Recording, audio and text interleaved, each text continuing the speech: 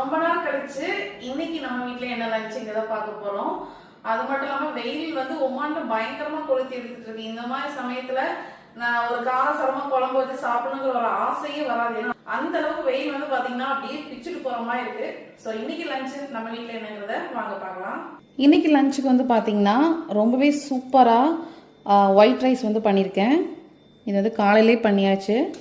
இதோடவே இன்னைக்கு வந்து செவ்வாய்க்கிழமைங்கிறதுனால சாம்பார் வந்து வச்சாச்சு.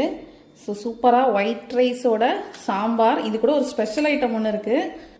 என்ன ஸ்பெஷல்னா பசுமாட்டு பாலில் ரெடி பண்ண தயிருங்க. நம்ம ஊரில் வந்து பசும்பால்லாம் ஈஸியாக கிடைக்கும். நாங்கள் ஒமானில் கிடைக்கிறது ரொம்ப ரேரு. ஸோ இந்த பசுமாட்டு பால் பற்றி நான் உங்களுக்கு வந்து அப்புறம் டீட்டெயில்டாக சொல்கிறேன். தயிர் வேற லெவலுங்க. டேஸ்ட்டு ஃப்ளேவர் எல்லாமே ரொம்ப அட்டகாசமாக இருக்குது.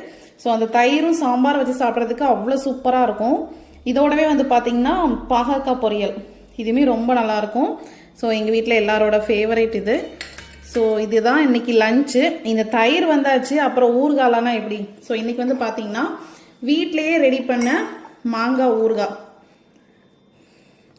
ஸோ இந்த தயிரோட இந்த மாங்காய் ஊறுகாய்லாம் வச்சு சாப்பிட்றதுக்கு அவ்வளோ அல்டிமேட்டாக இருக்கும்.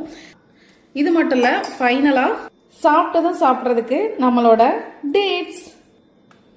ஸோ இதுதாங்க இன்னைக்கு எங்களோட சூப்பர் அண்ட் டேஸ்டான லஞ்ச் ரெசிபி. நெக்ஸ்ட் ஒரு வீடியோவில் பார்க்கலாம். தேங்க்யூ, பாய்.